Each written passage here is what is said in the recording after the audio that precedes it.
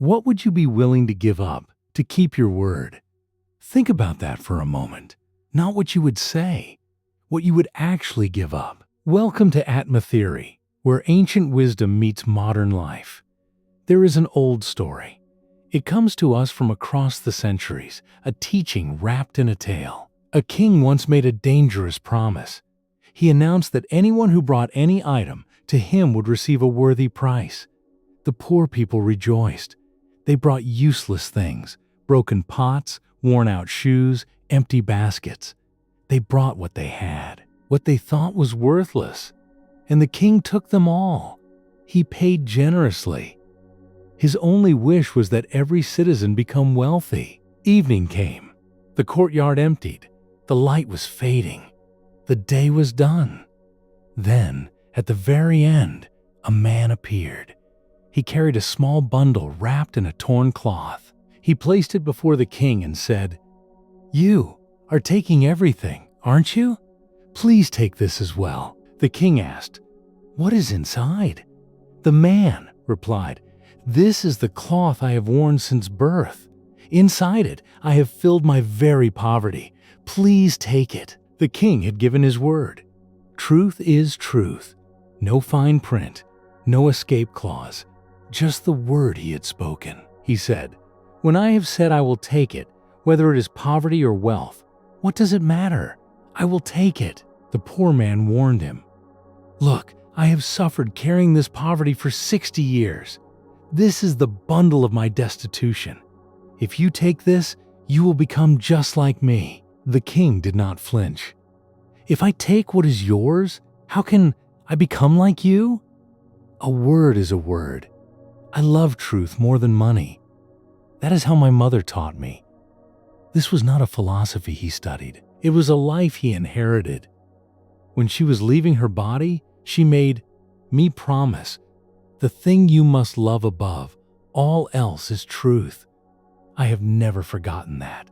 Now, I will take it. He took that bundle. And in that moment, he gave up his kingdom.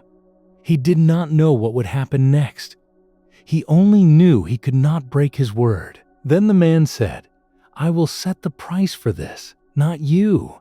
The price is that I will go into your treasury and take as much as I need and let your kingdom remain yours." He took some money and left. The king kept the bundle inside his house. That night, he had a dream. The dream was vivid. It was real.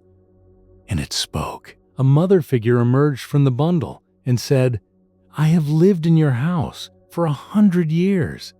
Today I am leaving. Who are you?" "I am prosperity. When you have purchased poverty, how can I remain?" "You may go." Then another figure appeared. "I am victory, the spirit of success. Where prosperity is, I will be. I am also leaving. You may go." Then fame, the spirit of glory. "You may go." Then authority, the spirit of power. "Go ahead." Finally, the spirit of truth came and said, "I am also leaving." The king said, "You have no right to leave. I have purchased you. Everyone else may leave. When I have sacrificed everyone else for your sake, how can you leave?" Tears of joy came to her eyes. She turned back inside, and following her, all the others returned. The king asked why. They replied, "If the spirit of truth is not there, all our values become counterfeit. We will only reside where truth is." Pause and let that sink in. Really, pause. Let the weight of this story settle. Truth. If you hold on to even a little bit of it, everything else remains. If it is not there, everything else goes. This is the secret the world forgets. We chase the shadows of success, power, and glory. But they are only shadows. The substance is truth. Suppose you have 10 sacks of grain at home. If those sacks are truly there, a glow appears on your face. But if you write down that you have 10 sacks and there is nothing inside, that glow fades. A person who practices deception is deprived of ultimate peace. This is the practice of truth. But its meaning is not to go around talking about every single thing you see.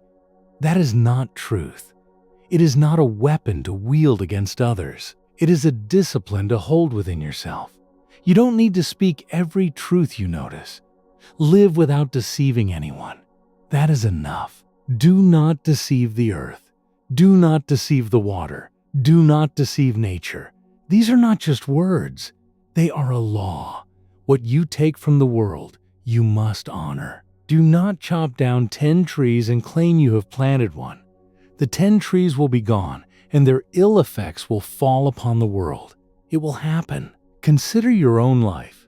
Let the question sit with you, not as an accusation, as an invitation. When have you told a small lie to avoid an uncomfortable moment? When have you exaggerated an accomplishment to feel more valuable? When have you deceived yourself into believing you need more than you already have? That deception is the heavy bundle you carry without knowing it. And like the poor man in the story, you can give it up. But only if you value truth more than the comfort of the lie. The ancient teachers understood this. They did not write about truth in abstract terms. They lived it. They tested it. They saw that truth is not a weapon. It is not a blunt confession of every thought. It is a way of being whole. When your word matches your action and your action matches your heart, you become weightless. You stop protecting an image. You stop hiding. And that freedom is worth more than any kingdom. So here is the revelation. Truth is not about speaking. It is about living. This is the shift. From performance to presence. From saying the right thing to being the right thing. It is about not deceiving. And when you stop deceiving, you begin to see clearly. You see that the poverty you feared is not poverty at all. It is just a bundle you were never meant to carry. This is Atma Theory. If this reflection stayed with you, consider joining us on this journey. Clear mind, meaningful life.